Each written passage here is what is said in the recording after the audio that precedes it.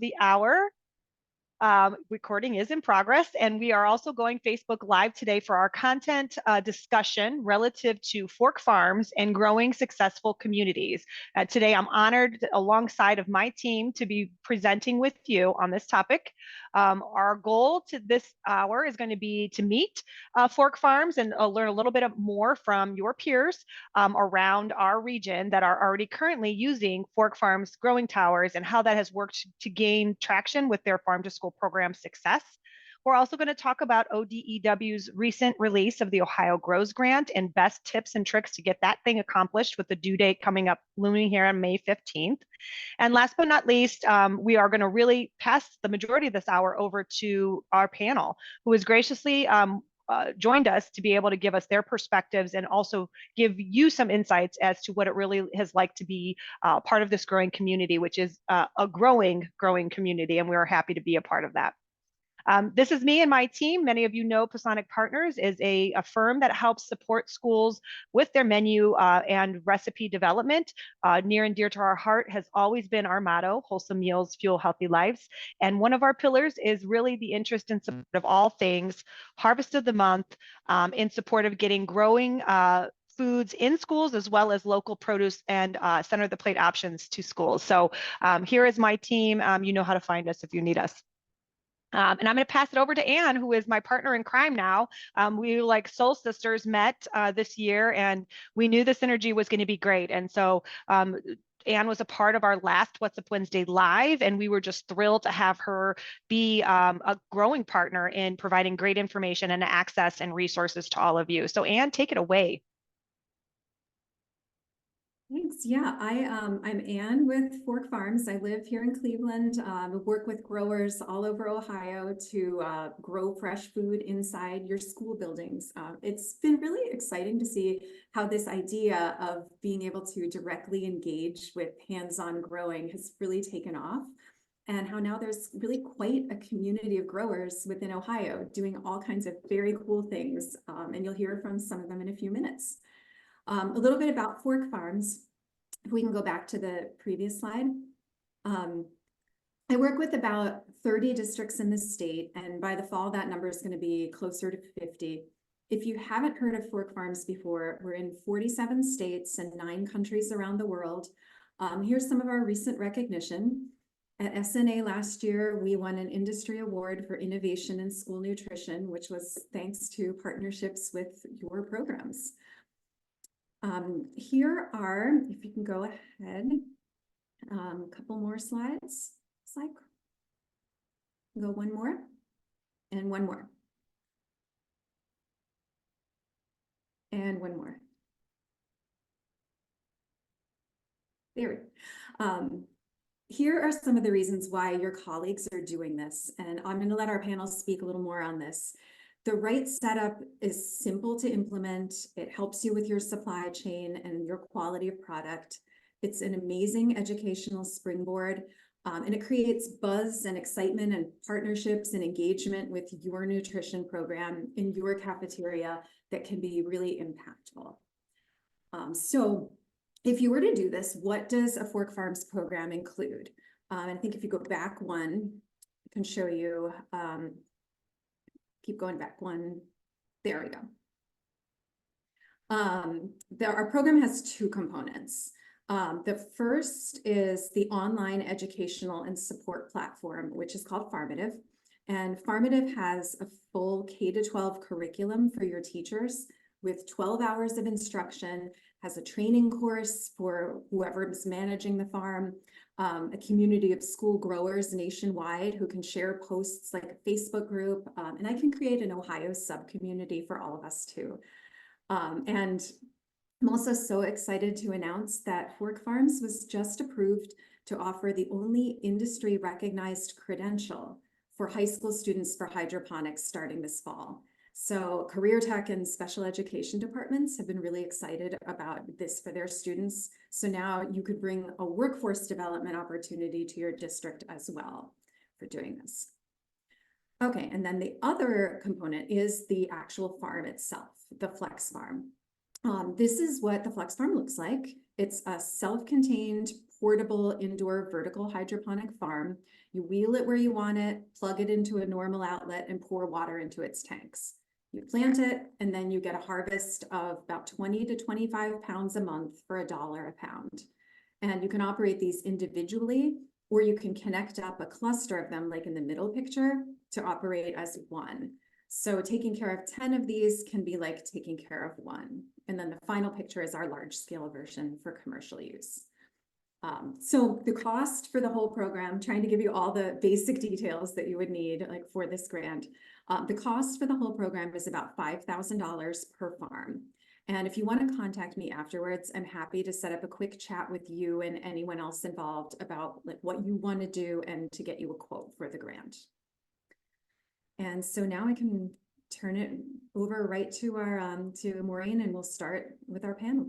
Yeah, so I'm sorry about the slide confusion. There's lots of good information. One of the things I will say is I think we added all of our slides that we also talked about at our What's Up Wednesday. So the recording will have a copy of your slides so that you can go through and see some of these fun testimonials. But what's better than testimonials than to be able to have the live panel with us today? So we do have some schools in our region, and we know that being a part of a group is a really important thing. I always say it takes a village in our school food service.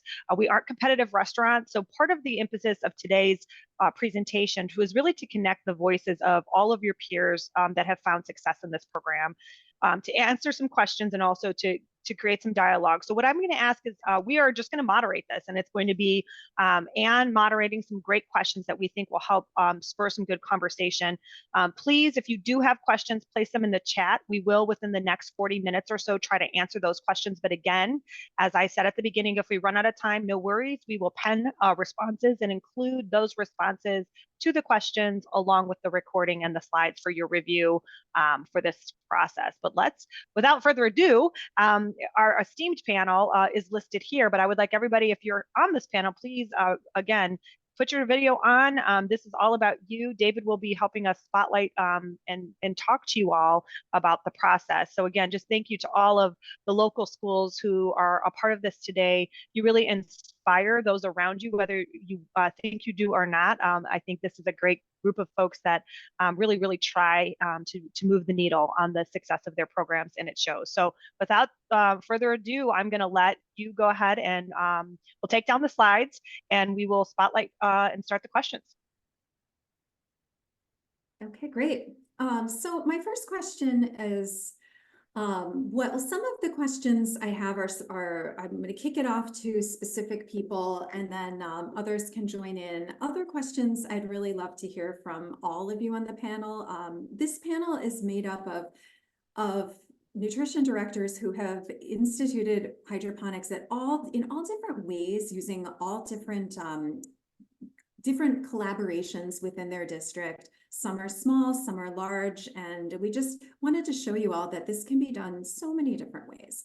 So my first question is for Emily at Parma. What prompted you to do this? Like, what was your inspiration? What was your why for starting this program? And then I would love after that to hear also from a little word from Justin and from Amy.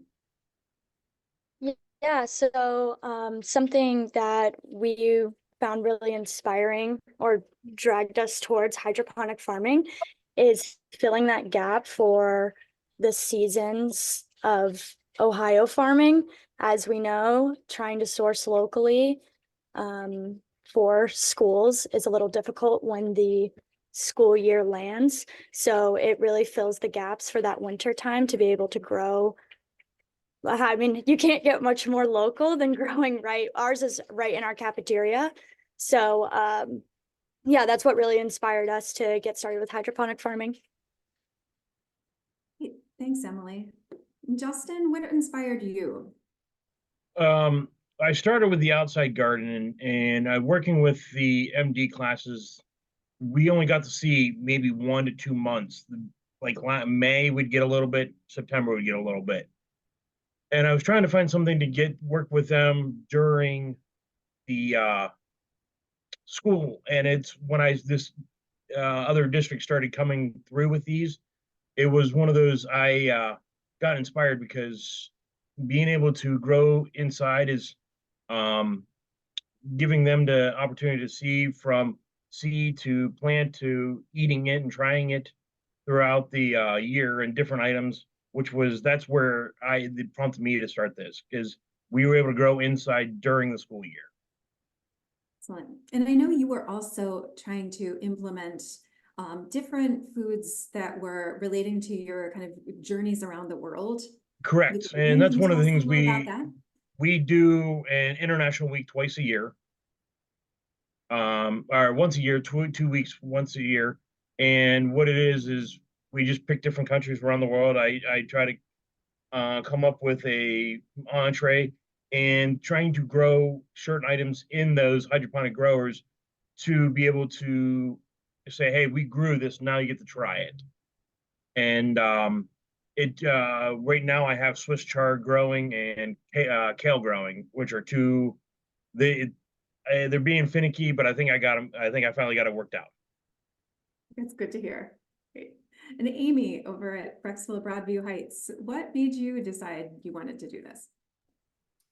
So we partner already with our special ed program at our high school, and they already help us out with stocking beverages and snacks in our cafeteria, and adding the hydroponic gardens was just another way to strengthen that partnership with those classrooms, and to get involved with the students a little bit more and connect, our cafeteria with the classroom, just in a stronger connection and build those relationships. So we rely on the students and the teachers to grow for us, and we use it in the kitchen, and it's been a great partnership. So we've had great success with it.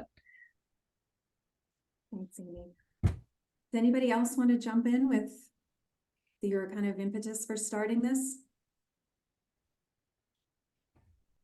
Okay, then I will move on. This next question, I would love to hear from everybody, just to kind of do a round robin around, because I think that the attendees would be interested in hearing this. How did you set up and expand your growing program? Like, what is your setup? Where's your farm or farms, and who is running them? So I'd like to kick it off to Tassin Brooks to start this, because Tassin has the largest installation really in the state. So tell us a little bit about how your setup works. I'm crazy. No, I'm kidding. So basically, we started it down in our central kitchen. We wanted to try with one farm and see how it went. So we purchased one farm, then we got a grant for 2 more, and then we applied for the Patrick Leahy grant, and we got 18 more farms.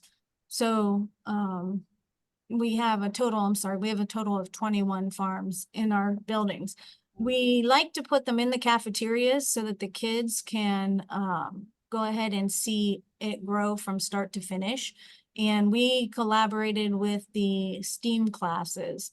So they have a whole curriculum. Fork Farms has the whole curriculum for the K through 12 grades. And we went ahead and did that with the STEAM classes.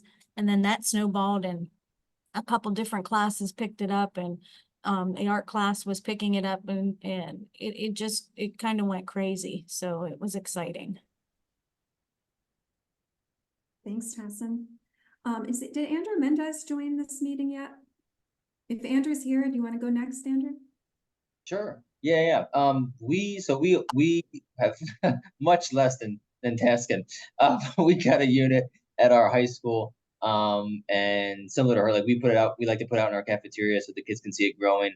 And then yeah, it's been real neat to kind of see from year one. We kind of handled it internally, like Taskin said, just myself and the kitchen staff, just to get a hand on it, made sure we understood it before kind of expanding. But we've tried to get some of the environmental classes. We have like an AP environmental class at the high school, and different gardening clubs and stuff like that to try to get more student involvement for them to help out. Yeah, and so I loved Amy's idea too, getting special ed involved. That might be another avenue we could think about as well to just expand our reach into other different areas and groups of the school. I love that, Andrew. And you highlight something in the main reason we host these things. And it's because what better way than to build energy than to support one another and hear the wonderful, you don't have to reinvent the wheel on this process. The goal of this day is really to just kind of hash some things out that have worked, maybe help those folks that feel like they have some trepidation that it's going to be too hard or they're going to have to do it all by themselves, to learn ways to integrate a community of support around this. And then what better way to elevate the mission of your nutrition program than to embed it into making the cafeteria an extension of the classroom. I think, Amy, you connected on that. That's one of our taglines as well, is kids learn more on how we model what we serve than, ultimately the time they spend with us is an opportunity as much as the math lesson is in a classroom, in my opinion. And so to really embrace that and think of ways to elevate that is an awesome attribute to why, we're just thrilled you all are on our panel, but also for those watching or hearing this, that could be your why. Start with your why is a good thing to think about, and let the community build support with you. So you don't have to start huge. Although Tess, and you are always that, you jump right in, girlfriend, and we really love that vibe too. But Love my role. Love my role. no, you and I are cut from the same cloth. Most people think that. So it's one of our blessings, let's call it. But again, synergy is the way, and really thinking you're not alone in doing this, and you don't have to start huge. You have to start somewhere, and then really continuing conversations to boost. So back to you, Anne. I think I want to say though, the adults I think enjoyed it just as much as the students and the scholars. And that really in turn excited the students, because then they were all talking about it, and it brought the adults in too on salad days when we were doing our harvesting. And so the kids saw the adults eating it, and the kids modeled that and for the adults. And so it just was a win-win situation all the way around. I love that. And Tess, in Youngstown, if somebody's going to leave, they might not have as much access or any access to fresh salads like you do. I mean, you provide a service to your community, and that goes for the students first, but also all of the staff that serve the students. So it just becomes a bigger, it's very much public health in its focus and mission, for sure. Yeah, absolutely. It's exciting. All right, back to you, Anne. Amy, I know you touched on a little bit about this question the first time. Is there anything you want to add about like your setup and your growing? Yeah, so our towers are in our special ed classrooms. So we have two, one in each classroom, and piggybacking off of how the adults are excited. I mean, our teachers are thrilled to be helping with this and growing, which then I think trickles down to the students being really excited with it too. We do wheel them out for, like special events. They are kind of, in the classroom, because that's just the convenience of it, since we're taking levels each day. The students are taking levels each day, but we do wheel them out for events so that the public can see it, students can see it, parents can see it when they're visiting the buildings. But it's really neat to see all parties involved, not just the students, but also the adults and the principals and, other administrators here at central office. It really does kind of trickle to all departments. My favorite fact about yours is that your classrooms named your farms. Yeah. They are Prometheus and Gary. And our teachers, they're very quirky, and it fits them perfectly. And it's a competition of who's growing better and who's producing more, and it's become fun for them. So I just popped in today, and they were having a blast, and the energy is just contagious there. It's wonderful. It's so fun.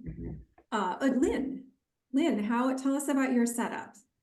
So Solon has always been very old school, for lack of a better term, and did not do very much fresh produce before I got here. And so my push as a grower, because I grow at home, I don't have a hydroponic tower, which I desperately want one at this point after having played with the one here.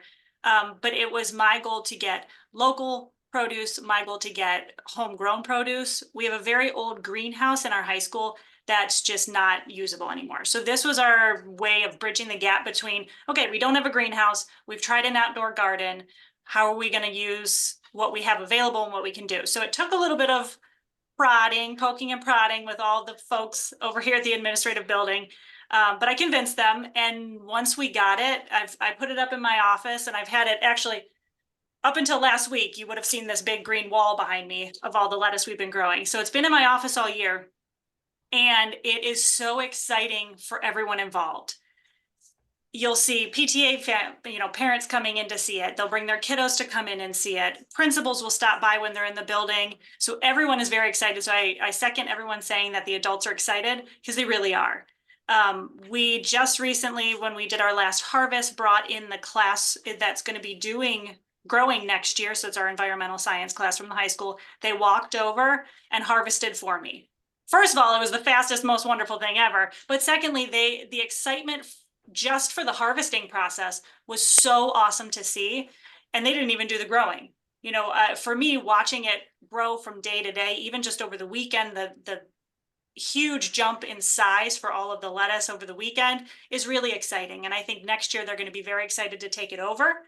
Once we have that in the buildings and having the students grow it, the superintendent is so on board now that he wants to expand to more towers. That's great. I love hearing that. Amanda at Plain Local, do you want to tell us about, and you have so many farm to school things going on there. Yeah, we started out with 2 lettuce grow towers at the high school, and we did have those out in the cafeteria. But this year we just took them into the special needs classroom. So they've kind of taken over that. They do help us like bag our breakfast and stuff like that, but this gives them a more hands-on kind of growing thing that, they enjoy that types of stuff. And then we have 1 lettuce grow tower at our Oakwood building for our horticulture class. They've took that over, and she's actually expanded the horticulture class into tables of hydroponic, which is just amazing. I was up looking at her stuff not too long ago. And then Jen just got the 2 flex farms, which is at our Glenwood building. Our 5th grade science teachers and the students take care of that. So it's just amazing just to see the kids get excited about it. I remember when I first started at Plain, seeing the kids walk into the cafeteria and be like, what is that? They'll see like strawberries hanging off the side of the tower or whatever. And they're like, oh, that's so cool. There's no dirt in there. It's like, they're just kind of like, intrigued by it. So yeah, that was pretty cool just seeing that. But that's kind of what we have set up in our buildings in the different spots. We're trying to get, every building to have a little bit of it. So the lettuce can come into that building and be used by the students there. So And that's also a great example of having all these different kinds of hydroponics, within the district and seeing different methods. You see different methods of growing outside and to see different methods indoor too. Emily, tell us about your setup. Hello. So we also started, I forget who mentioned it, but we have one in our office that we've messed around with a little previously, and that's kind of how we got started. And now we have 2 that's not a flex farm, 2 flex farms in our gifted programs. They manage it, and it's at one of our smaller schools, Palmer Park. And so when we're thinking about expansion, we're thinking, how can we serve more students in the future? Because right now we have only it's a unique situation. There's only about 80 students at that program, but it's been going really well. We're learning ourselves how to hydroponic farm so we can be champions in new schools moving forward. And yeah, we're really excited for the years to come because it's been working out well. And Justin, can you share with us? I started off with 2 at my high school and 1 at the middle school. I got them started, and then students, I work with the MD classes, were excited every time they harvested and planted. They thrilled. So it gave me the opportunity to purchase 2 more and put them at my 1 elementary school and 1 intermediate school. So I'm up to 4. And we actually had an article written and on the news for the 1 at our elementary school when we harvested it. The students had so much fun with it, enjoyed it, and it went over very well. It was a positive thing. Keeping within trying to move forward and expand it more. I want to look at putting some into the science classes at the middle school and high school, see how that goes. I still have one more school that needs one, and really just to drive more fresh produce and get this for the students to be able to see how they grow, how it grows from start to finish, and then to get in and try it, because they, as everybody has said, that the adults seem to be more interested in what's going on than sometimes the student. And when we get the teachers more involved, students become more involved with it. So, but yeah, starting off one by one, and it's going to keep growing, because I'm getting ready. As I have the fork farms, I also have my garden we're going to start planting too. Yeah, it's great that it's now that season that we can get back outside a little bit too. Yep. Right. Justin, are your units in your cafeteria? All of them are in the cafeterias and to where they can see it. With the next round that I am hoping to get with the grant, get a part of the grant, and I want to start putting them in the classroom. But all 4 of mine are in the cafeterias. And you all bring up people's reactions to this, like the adults were interested, or that the students couldn't wait to harvest when they saw it. I have a question. I want to start with Lynn, but anyone else can feel free to jump in afterwards. What surprised you the most about this? Like once you got it in, like what was your favorite reaction to the Flex Farm or to the process, or what was the most surprising thing, Lynn? I don't know. I guess I wasn't super surprised that people were interested in it, because I think it's amazing. So I was like, everybody should think it's amazing because it's so cool. The fact though that everyone wanted to talk to me about lettuce, because that's not a normal topic of conversation, but every single person that came in, every single person that walked by, hey, how's the lettuce doing? Oh my gosh, I want to go get my salad dressing because I want to eat that right now. It looks so good. So just the positive comments flying around, even when we used it for catering. So we would take, reserve some of that lettuce for our catering events. We do Chipotle bars and things like that for our teachers. And everyone would always comment, this tastes so much better than lettuce I buy at the store. There's flavor. It actually tastes like something other than just crunchy water. So it was the fact that everyone rallied around it. And it's just, it was just lettuce. That's an exciting thing for me, but for the general population, they don't get excited about lettuce, and everyone did. That reminds me of the story. I was at one of Tassin's schools and the kids were building their farm, and then they got excited and they said, what are we going to grow? And I said, we're going to grow lettuce. And I thought they were going to be like, I didn't think that would be too exciting for them, but they were like, lettuce? How many different kinds of lettuce? Like somehow it became exciting with that. So Tassin, I know you have some stories from what you've seen. What is your favorite reaction to the Flex Farm, or what surprised you the most?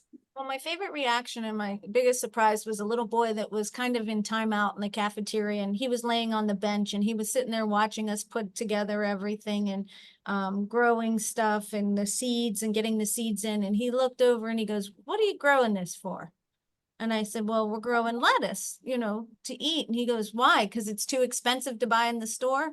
And I thought, here's this little second grader, and they already know this concept of it's too expensive to buy in the store. So we're doing this. And then another little boy asked if we were growing aliens. And I know I tell that story all the time, but it's so funny. What are you growing there? Aliens? And I'm like, yeah, that's what we're growing is aliens.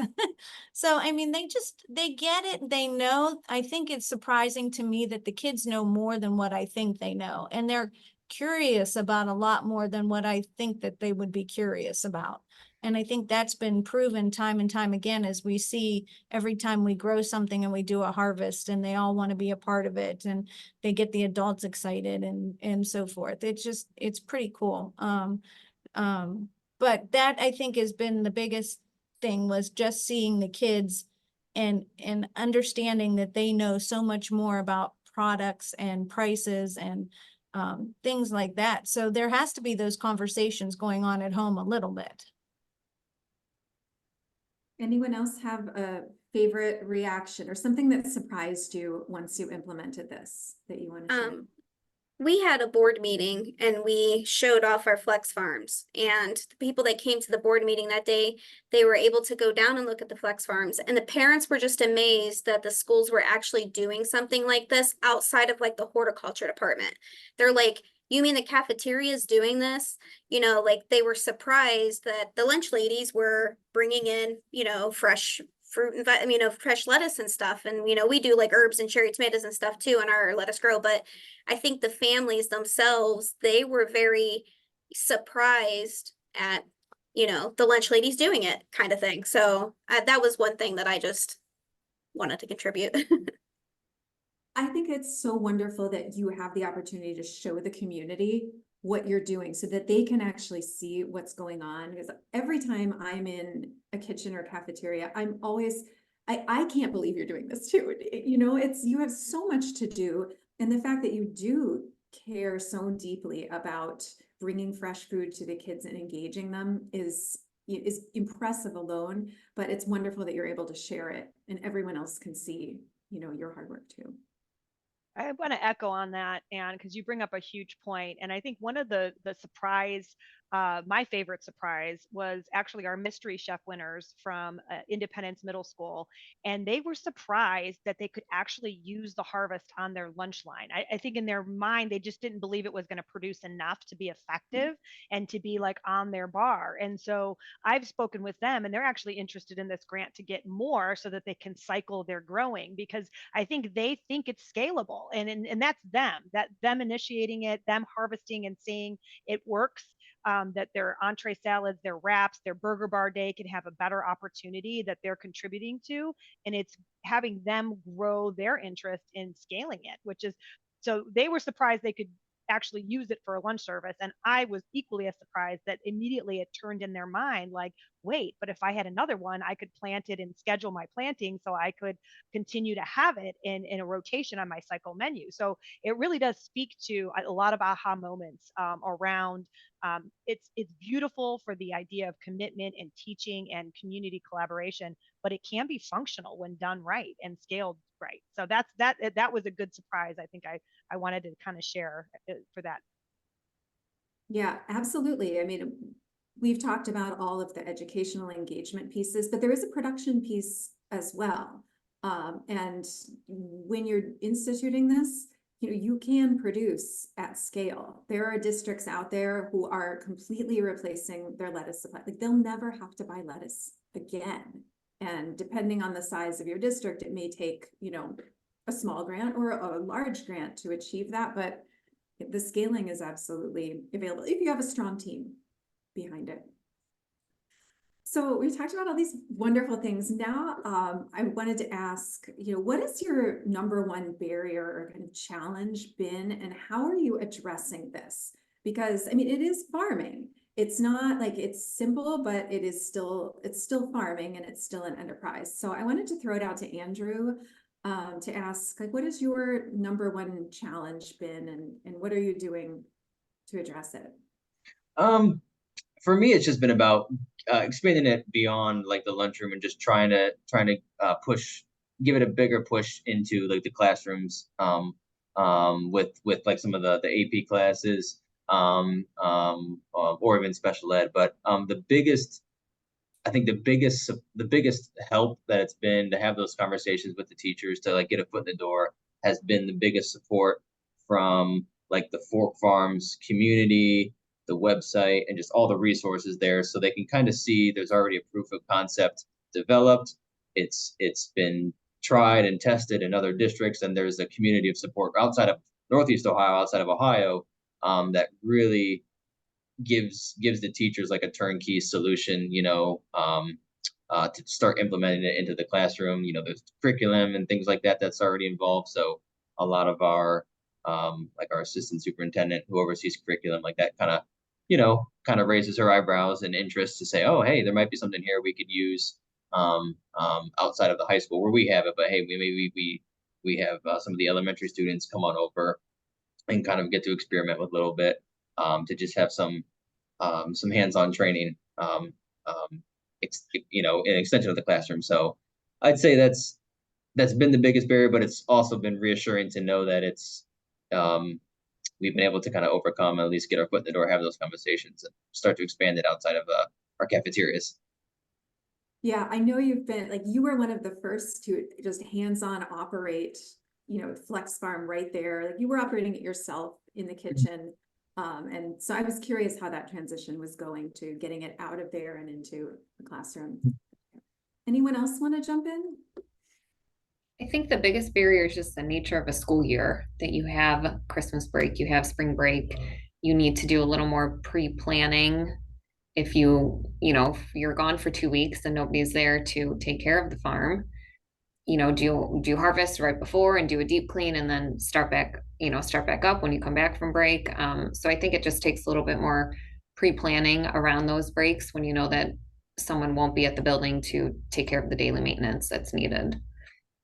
Right, right. Absolutely. We had the same problem with timing with breaks because our first couple growing cycles were longer than they should have been. And so I then planned the rest of my year based on that longer timeline. So it threw everything off. I was in here over Christmas break harvesting lettuce in the middle of the night after my kids went to bed. So it was definitely a learning experience now knowing how to guide the classes that are doing that. But again, also weekends are tough. You get busy, you don't necessarily check your nutrients until the end of Friday, and then you adjust your nutrients and don't check them again until Monday. And that first growing cycle, we had a huge pH problem. So some of those things, just prioritizing, making sure you're testing with enough time to recheck and adjust throughout the day, was definitely a learning experience for me because I was like, oh my gosh, I'm putting it off. But it's not something you can put off. And I think knowing those lessons and being able to account for that in your day was definitely something I needed to work on. Now that it's being transitioned, we can use that as a learning experience for those who are growing it from here on out. So knowing when to harvest, knowing when to do the deep clean, how to time that around breaks and testing and everything towards the end of the year as well. And to jump in on that, just for the folks out there listening, generally it takes about twice a week you check these things. So it's not something you have to check every day, but you do have to figure out like your schedule of which days am I gonna test these things out. And I would say most schools will shut down their units over the breaks, and that will be the time where they'll run it all fall, shut it down for the break, do your clean, and then start it up for the next schedule. But yeah, timing your crops in there is one of the challenges to figure out, when is it going to come in, and is it going to be in good time for what you need it to be for the quarter. Anyone else want to jump in? Well, I'd just like to say, having all of our STEAM teachers across so many schools, we have them spread across 14 schools. It was kind of hard to keep all the teachers on the same schedules and also trying to keep them on those growth cycles, but also the communication, which I thought was going to be a challenge, wasn't, because you have the formative Community. Yeah, community. That really helped. Being able to ask a question on there, you could get on there and answer. But that was what I thought was going to be the hardest, and it wasn't too bad. But just trying to keep all of the teachers on task when you're doing it that way. It's easier when we had the ones down here to do it ourselves. But once you have to let go of that control, then that's where you start to have like little issues pop up. So communication is a big part of the success of the program. And what Tassin's talking about is the formative community that we have that's national. And when I said we could make a little Ohio sub-community, Youngstown's project was so big, we made one just for Youngstown. So all the teachers could communicate. I could communicate with them and help them and answer their questions. And it could be like a central point of communication for the district. So that's something that is possible and might be really helpful if you roll out a project district-wide in your district. One thing that you bring up, because we're talking about barriers, I know this has come up in some of the questions. People in our world like to be compliant, and one of those compliances is with our health department. So I would love to just ask you, Anne, if you have any tips, tricks, or are there special permissions needed from health departments? How do you see schools navigating checking a compliance box or making sure an inspector walks through and they're feeling like they're doing the right thing? And any of our panelists, if you've had any experiences, I think that's a good debunking a myth that people are worried about, so we can get that off the checklist of worry. Yes, I get asked this all the time, like, are there special health permissions? Like, these kids are gonna be touching this lettuce, you know, how can this possibly be clean and sanitary? But really, I always recommend that you reach out to your local health department and let them know what you're doing, write it into your HACCP plan. We have templates that you can just pull right out of and describe exactly what you're doing. Everyone who's done that has told me that the health departments have said there's no special requirements. Treat it like incoming produce, like any incoming produce. Wash before use and have the farms available for inspection if they need to be. We also provide like food safety checklists. You know, we always recommend you have the kids use gloves, everybody wash their hands, treat it like you would your kitchen when working with it. The truth is that this is a lot cleaner than product that's grown out in the open field. And, you know, where you can't control what's flying overhead or what's crawling through. And more hands have touched that than what you would be serving if you grew it in-house. Does that answer, Maureen, a little bit? Does anybody else want to jump in with their experiences with health departments? No, I think that's very helpful. I think that's very helpful. I know we have about 5 more minutes with our panelists. So what is the burning question, Anne, that you think folks need to know? Because then we want to tell you, not only is this a cool community to be a part of, we want to get you funded for it. So we want to wrap up the hour with giving you tips on how to gain that access. But you know, what is one takeaway that you think our panelists can inspire those that are listening today?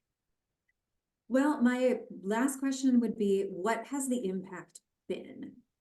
What is the biggest takeaway that you've seen in your district as a result of implementing this? Emily, do you want to start off? Yeah, I've just really enjoyed the impact it has, students growing and then that being served exactly on the line.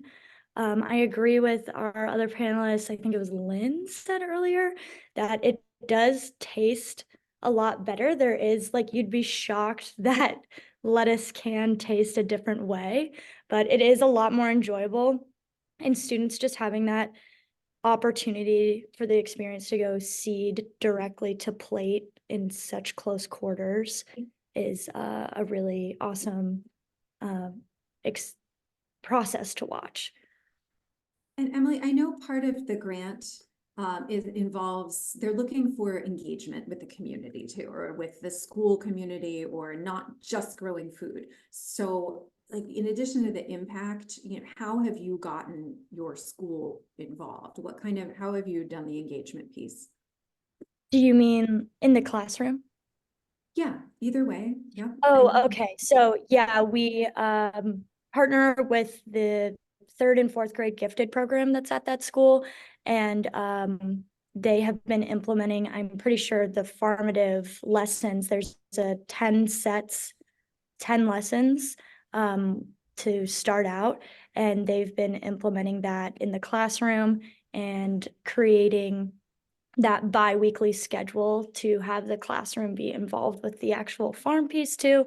And they're very big on STEM-based learning. So anything plant science, anything related to that can and be implemented in their curriculum, honestly, was a pretty easy process once we got that started. Tassin, what have you done for community engagement, you know, to bring the community into this, and what has the impact been overall in your district? Well, basically the community engagement, of course, like we had the news come out, they got to see the kids interacting with it, and also some of the adults were there interacting. We did a lot of parent nights where we had the farms there. And I think the impact is people learned that they can grow without a patch of land. And I think for us, that was really important being in the city. For people to know if they have an apartment, they have the little hydroponic things that they can get to grow fresh fruits and vegetables. And I think that was probably the biggest aha moment for a lot of our kids is, you mean I can grow at home? So yeah, and the parents too. I think that's a great place to leave it, unless someone else wants to jump in with a with an impact story or how something special you've done as a part of this program? All right, Maureen, I'll kick it back to Yeah, you. I just love this. And I'm going to encourage all of our panelists to leave any pearls of wisdom you might have in the chat on what your vision is going forth from today. So you've already been in it, and now you know there's more funding for it, and we're going to talk about that next. But if you can, and again, anyone who's watching us, please drop your questions in the chat, and if we have time at the end, we'll address those. But we certainly are interested in now what I hope you feel, which I do, is inspired to like, how do I get one of these? And I'm with Lynn, like I want one of these in my house. We have deer in Brecksville and they eat everything I plant outside, and so I was doing deer off last night, and it's a whole process here to grow even flowers. So it would be amazing to see this grow. So one of the things that we obviously are hopeful to go into is our new opportunity in Ohio. And I'm going to ask Tina from our team to unmute. So we all know we have a great asset and resource in Rebecca Knabb, who is our farm to school coordinator for ODEW. She is hosting town halls, and there have been 3. She's been gracious enough to give us a recording of that. We're going to drop that in the chat for you. So after this, if you still have more questions about the specifics of the Ohio Grow Grant, there is town hall recording that will be in the chat and sent out to you to answer those questions. But Tina, talk to us a little bit about this farm to school application and how you've navigated it for the schools you're helping. Okay, so we've gone in and prepared several grants, already got them in there. Being a director at one of the schools, you do panic. I mean, you hear grant and you think, oh my gosh, what kind of work is going to be involved in all of this?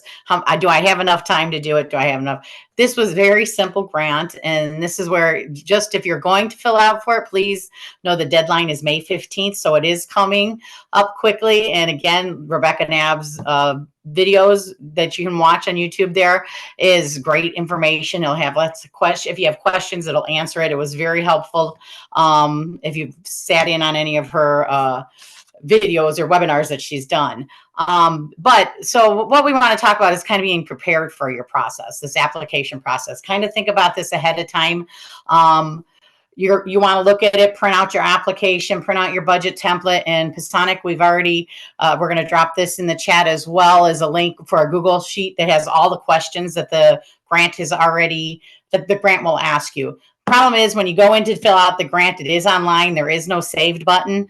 So you don't want to just kind of go in there right away and start filling out the information and get, oh man, I don't have that, because once you close off, all your information is lost. So the benefit of having that Google app, the Google form, you can go in, fill everything out and just copy and paste it.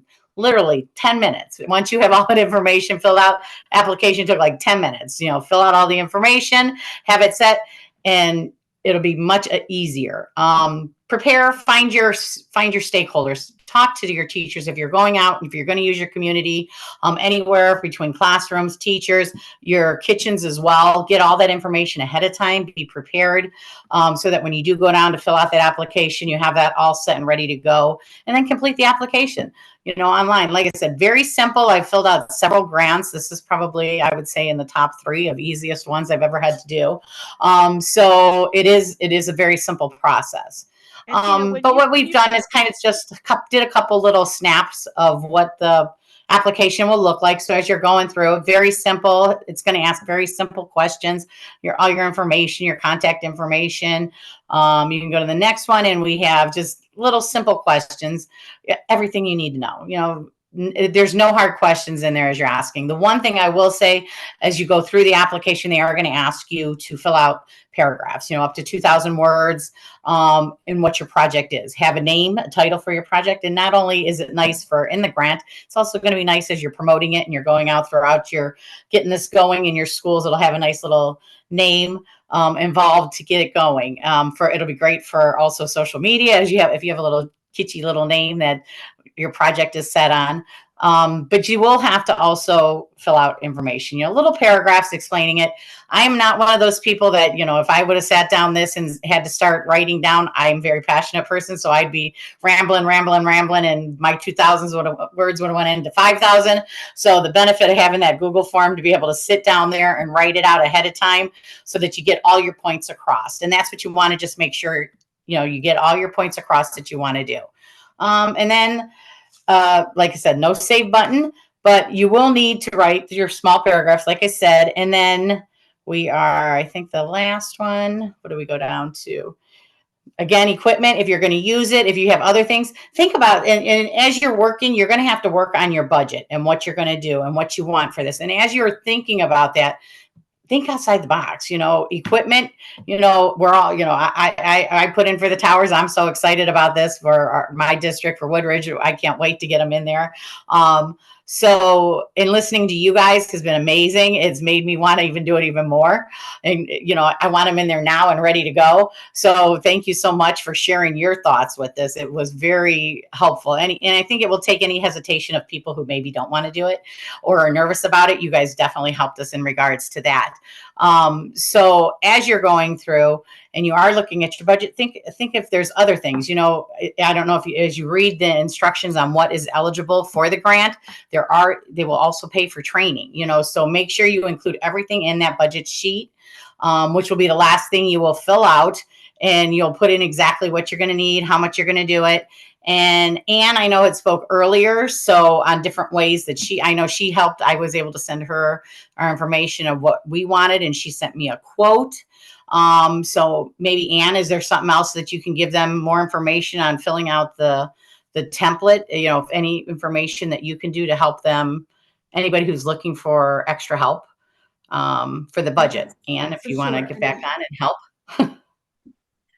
Yeah, I would, if you're interested in doing this, I can just have a quick chat with you, find out what your goals are, what you want to do. I could put together a quote for you. We also have language that we can give you that describes like what describes the equipment, so you don't have to come up with all that. Describes the yield, describes research as to why, your purpose, your use case, why this would be a good thing for it. So that helps with grant funders. I can share all that with you.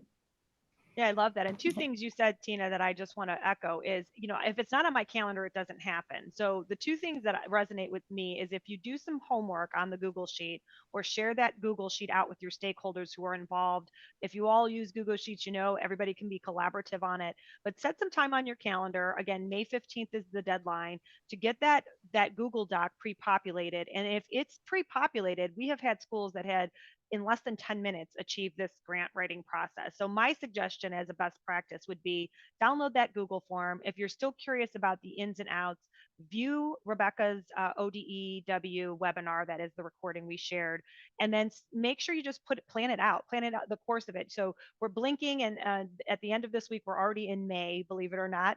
And so don't let time be the barrier to getting money to really join this great growing community. And I think, the idea of those paragraphs, it is the maximum number of characters plus spaces. So I think be succinct, pick a mission. Our goal is to this. We will implement, very simple statements.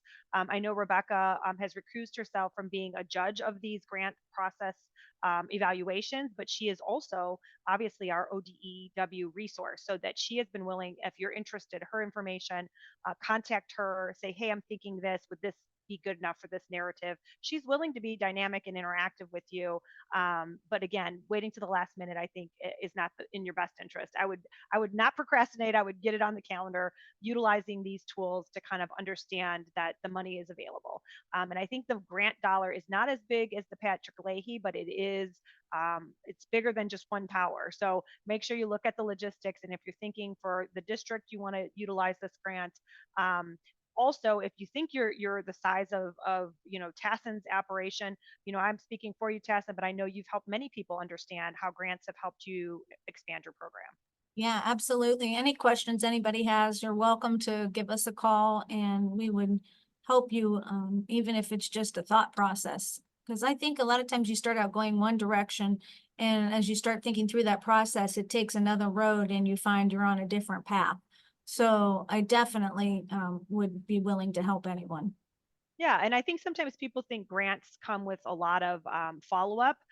This grant in particular, I think, it would be wonderful to hear from you, Anne, and to continue to support. I love this idea of having a growers network, because if it is, figuring out best practices, figuring out how to scale it, figuring out how to report your harvest or whatever it is that the grant is asking us to continue, that becomes a great picture of outcomes that I think speaks our common story. And Tina, you brought up, don't be your own best kept secret. I think this community of growers that is growing together, it would be great to show like how much lettuce are we moving, people. I mean, I think that it excites, that is really excites. And I'm going to pass it back to Anne because she's going, wait, I know. You are getting me so excited. I just to see what the impact we could have, like as a collective community, like how many pounds are we growing in our own schools here in Ohio? What are we eating? All of that is wonderful. So yes, I love the idea of a community, of creating one. And because this community is so generous, Tassin immediately volunteered. Our panel, thank you for giving of your time today and sharing your experiences, and for your dedication to your students. You're all amazing. And I'm just so grateful that you're willing to share your expertise with everyone.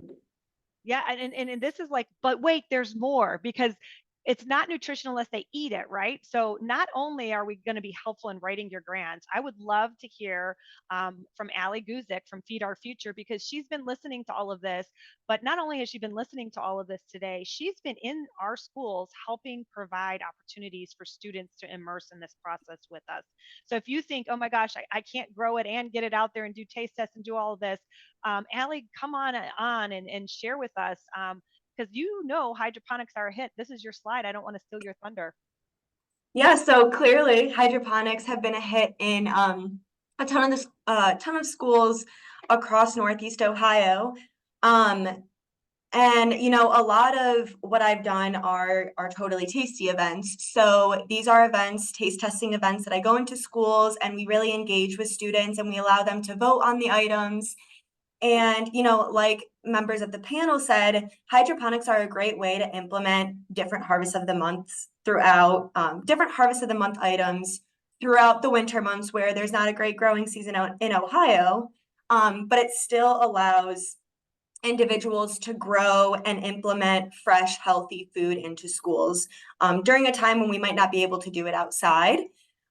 So two of the harvest of the months that we've really taste tested have been hydroponic lettuce, of course, and that's our January harvest of the month. And then also our March harvest of the month, which is herbs. So the way that we've implemented fresh herbs through hydroponic gardening is with our herb vinaigrette dressing that we've created with Pisanick.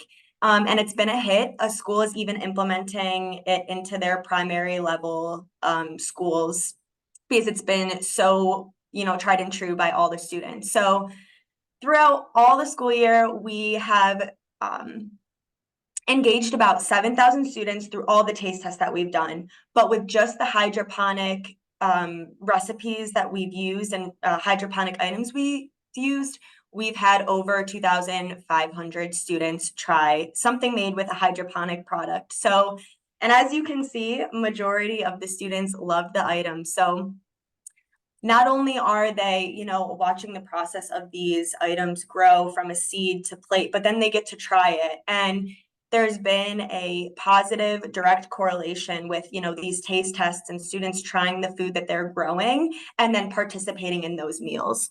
So, I think it's a really great way to engage the students. And as we can see, it's very well received. So for individuals that have the hydroponic towers and want to host some taste tests next school year, I will drop a link in the chat. There's a little Google form that, we can use and we can connect and talk about hosting a totally tasty event. And again, I'll go out to your school and then we'll host a really great event. As you can see, these are just some of the many pictures we have of students enjoying hydroponic lettuce and scratch-made dressing.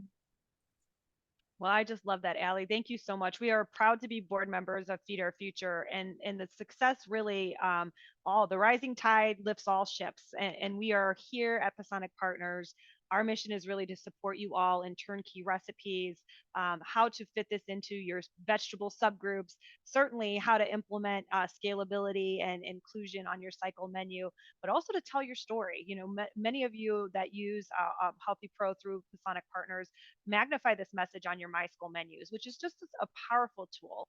We know that food is beautiful to look at in the cafeteria line, but it's even more impactful when you're telling that story and your menu mission is visual and it's compelling and it really does show and dispel the myths of what school nutrition can be. So we are at the top of the hour. Again, I just want to thank all of the panelists, certainly the partnership and with you, as well as all of you here today who have watched our session. This will be recorded and we will share it out. And again, a growing community to be proud of.